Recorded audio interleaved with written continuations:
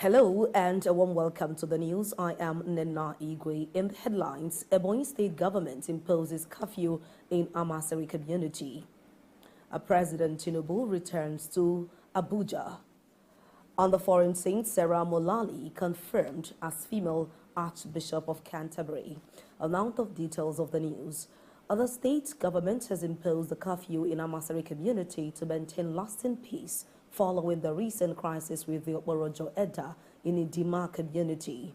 Governor Francis Nwifuru disclosed this while briefing newsmen in his office shortly after Security Council meeting held at Government House, Ochudo, Centenary City, Abakaliki.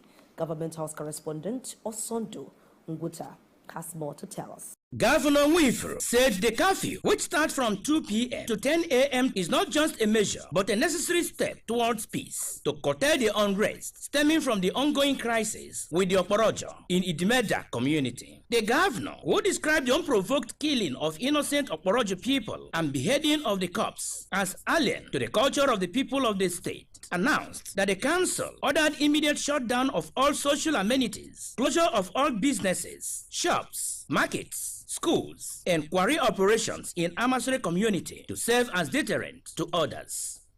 We shall from the house that the people said they were shouting, we should stay there. The king said,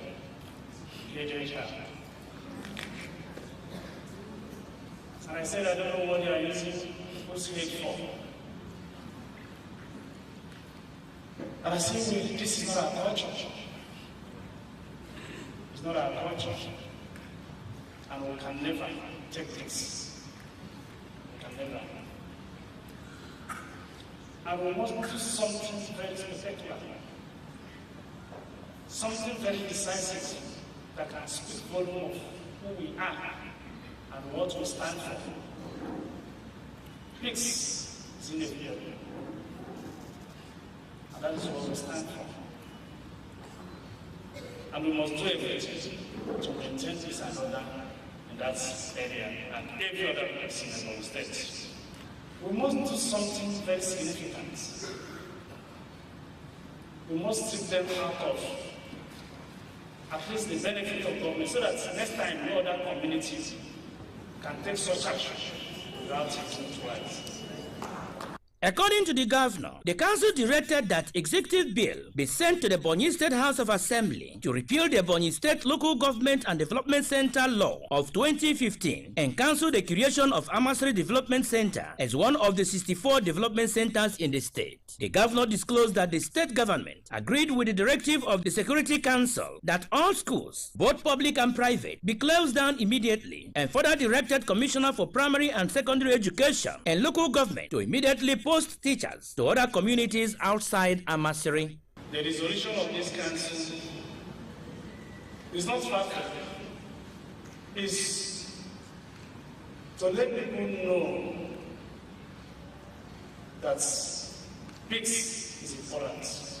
And when you start proving that you have the capacity to take life, will tell you that you do not have capacity to give life. We are all created by God Almighty, and nobody under the law.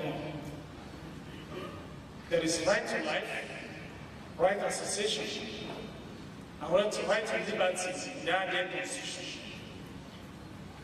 So nobody has right to take anybody's life. To the extent of beheading the person. Because you said you were contesting a land. According to him, the council directed all neighboring local government councils, including Ohozara, Ivo, Onitsha, and Afikpo, to take over the administration of government activities in Amasari community, while all staff of the development center be redeployed to the mother local government area. Osondo Nguta, Salt TV News. Governor Francis Nwifuru has directed the immediate sack from office all government appointees from Amasari community, Afikpo local government area, following a renewed Amasiri Seda crisis, which has claimed several lives and left property worth billions of naira destroyed. Governor Nwifuru gave the directive during his on-the-spot assessment of Okporojo Edda local government area to ascertain the level of damage in the recent attack on the community by Amaseri warlords. Government House correspondent Osondo Unguta again has more to tell us. Those affected by the immediate sack were all government appointees from Amasri community, serving in the state and local government levels. Dethronement of all traditional rulers from Amasri with their certificate of recognition withdrawn, down to the grassroots leadership structure, resulting to the dissolution of all community development union presidents and village heads from Amasiri. Governor Nwifuru said the actions were part of urgent measures to restore peace, maintain law and order, and to demonstrate his administration's zero tolerance for actions capable of threatening peaceful coexistence in the state. I am particularly very saddened and very pained with this kind of development. I've never in my whole life expected this kind of development. It's quite unfortunate. But I want to assure the people of Okporojo Autonomous Community, the area local government, the government of Ebonyi State will definitely show to the perpetrators what made them government, and you will see it happen. The governor reaffirmed his commitment to protecting lives and property, warning that anyone found culpable in actions that undermine peace and security would face the full weight of the law, and as well reiterated that his administration remains resolute in ensuring lasting peace across all communities in the state. The lives lost will never be in vain by the special grace of God. But I plead with all of you to tow the path of peace and maintain peace. Those that started the war will regret it. My visit here will sign a very bold signature for your face. I promise you, as far as I'm your governor, this kind of attitude, this kind of rascality can never happen to you again. The chairman of Edda local government area, Prince Chima Ekomankama, traced the crisis to some years back, which led to setting up of several committees and appealed for immediate implementation of the committee's white paper to avert further crises in the area. Though the committee's report was not implemented in the previous administration, which, Your Excellency, our humble appeal is full implementation of that report, which you kickstarted by instructing that tracing and demarcation of the disputed land commence. And we are already in that process, believing God that at the end of the day, that will put a stop to this madness. The governor cut short his official trip to outside the state to attend to the disturbing crisis. Osondo Nguta, Salt TV News. Governor Francis Nwifuru has advised the people of the state to always strive for excellence in their chosen careers. He stated this during a reception ceremony organized in Abakaliki by G Lawyers Forum in conjunction with Ohiji to honor Mr. Luke Nkwegu, who was recently elevated to the rank of Senior Advocate of Nigeria SAN, a milestone that has broken barriers for the Zealand in the legal profession. Government House correspondent Asandu Unguta yet again tells us more. Governor Francis Nwifuru emphasized the importance of striving towards the zenith of one's profession, encouraging them to embrace their potentials, stating that true honor lies in being the very best of what one does. He stressed that excellence one achieves lies not just a personal honor, but the honor of one's community and the state. I really appreciate the Easy Lawyers for this show of love and understanding. It's a challenge to those that are the pedestal to get to the same level. They can see the kind of honor that Luke is receiving today in the professions that he is the only person benefiting, because his charges have already increased. I challenge every one of you who have done well in this noble profession to prove yourself. Prove yourself. You have the opportunity, you have the time, you have what it takes to prove yourself. You are not poor, and I don't see you being poor. You are very exposed, you are very educated, you are very intelligent. Prove yourself to the world. Those that have been packing this title every day, in this great vocation, they are no better than you. You are decided to call yourself an inferior person to them, and that's why you look like that. But you are not. The chairman of the organizing committee, Justice Franklin Edem, reflected on the significance of Mr. Nkwego's achievement, describing it as not only a celebration of an individual, but a historic moment for the Iji people. Justice Edem emphasized that the people of Iji celebrated Mr. Nkwego not only for his accomplishment, but for shattering a jinx in the legal profession, as well as his relentless efforts and commitment that have paved the way for the future generation in Iji clan. Barrister Luke Nkwego's elevation to the prestigious rank of a senior advocate in Nigeria is not a personal achievement. It is a validation of the hard work, integrity, and intellectual brilliance that define the people of Iji clan. To our new Leonard Silk, we have demonstrated that through dedication, perseverance, and unwavering commitment to the rule of law, the sky is just your starting point. You have brought unparalleled prestige to our clan, and we are indeed very proud of you. This recognition by the Legal Practitioners Privileges Committee is a testament to your outstanding career. We must, in a very special way, thank His Excellency, the Executive Governor of Ebonyi State, Right Honorable Francis Ogbonnamwifu, profusely for his continued support to the growth of the members of the legal profession in Ebonyi State. The new senior advocate of Nigeria, Luke Nkwego Sam, expressed gratitude for the honor done him, describing it as a call for more work in uplifting and enhancing the welfare of Iji people through legal services. The event, which attracted dignitaries from within and outside Iji clan, was used to honor Mr. Luke Nkwego with a chieftaincy title of Enyuelzo I of Iji Nodo clan. Osondo Nguta, Salt TV News. The State Commissioner for Water Resources, Chief Chinedu Monka, has apologized to residents and water consumers in Abakaliki metropolis and its environs for the ministry's failure to supply potable water for Mezila Water Scheme for lack of water treatment chemicals. The commissioner, who stated this in Abakaliki while explaining the state of water supply in Abakaliki, described the situation as unfortunate as it has lasted for about 2 months. Chief Chinedu Monka advised water users in Abakaliki who now resort to boreholes to be careful in the use of certified boreholes. He assured the water production chemical will be procured in the next 2 weeks to ensure water supply commences forthwith. Chief Unkari treated that water supply lines have been reticulated in some streets in Abakaliki and called on residents to apply for water lines.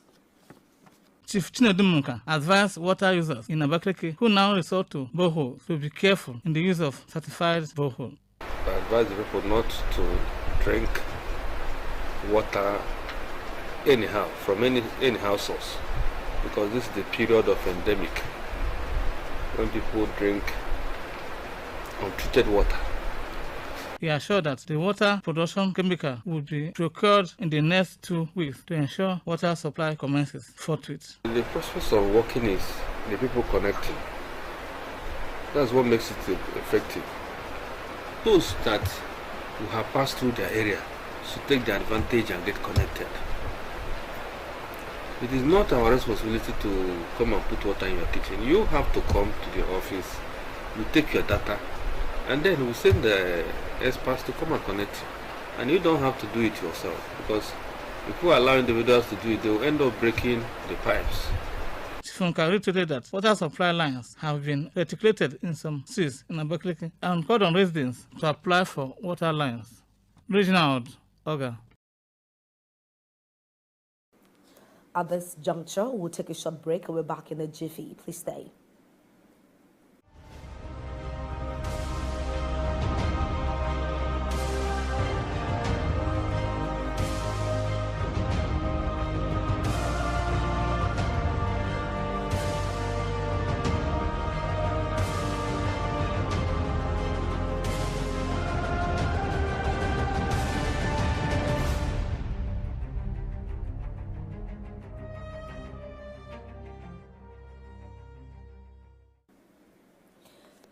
You're welcome back to the news. President Bola Tinubu has returned to Abuja on Saturday night following a successful state visit to the Republic of Turkey, where Nigeria and Turkey strengthened diplomatic, economic and security relations through high-level engagement and formal agreement.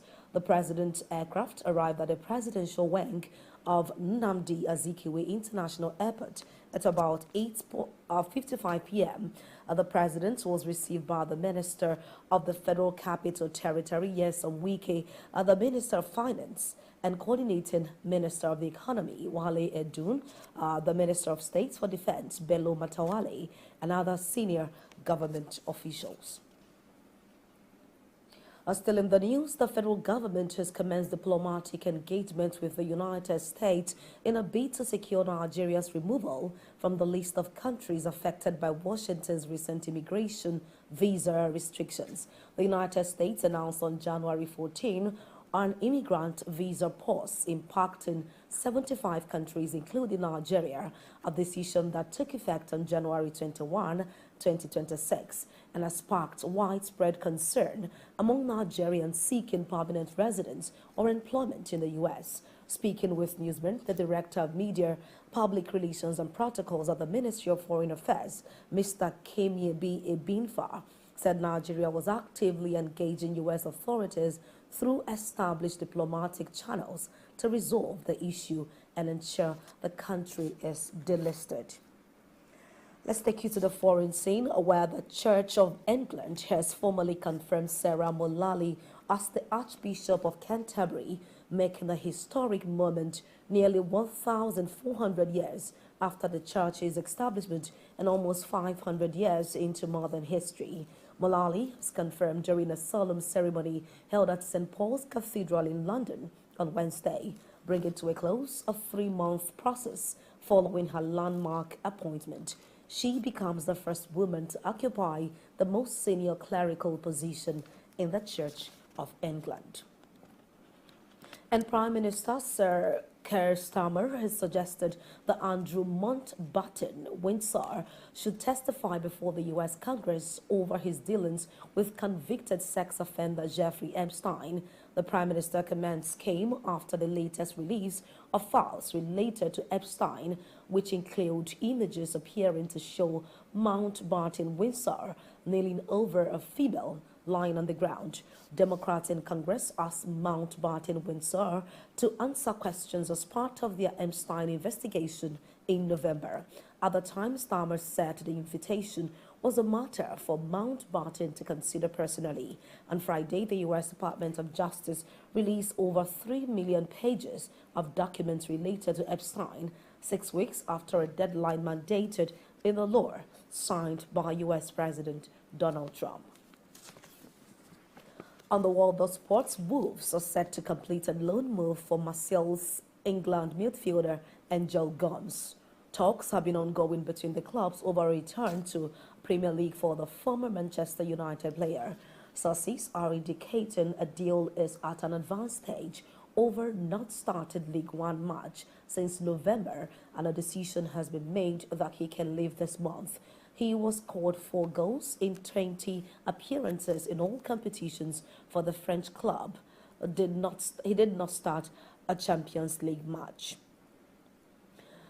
Still on the world of sports, Enzo Fernandez, stoppage time winner, capped Chelsea's thrilling fight back from 2 goals down to beat West Ham 3-2 in a dramatic London derby on Saturday. Leon Rosnior's side thrilled to first-half goals from Jared Bowen and Crescencio Somerville at Stamford Bridge. But Chelsea ignored the half-time jeers from their angry fans, staging a brilliant revival after the break. For the first time in the Premier League era, Chelsea came from 2 down at half-time to win thanks to their captain, as Fernandes netted in stoppage time. And with that, we end the news. But before we go, a quick look at the major stories. The state government has imposed a curfew in Amasari community in response to ongoing clashes with the Okmorojo Edda in Idima community. President Bola Tinubu has returned to Abuja on Saturday night following a successful state visit to the Republic of Turkey, where Nigeria and Turkey strengthened diplomatic, economic and security relations through high-level engagement and formal agreement. On the foreign scene, we brought you a report that the Church of England has formally confirmed Sarah Mullally as the Archbishop of Canterbury, making a historic moment nearly 1,400 years after the church's establishment and almost 500 years into its modern history. Thanks for your time. My name is Nenna Igwe. Bye for now.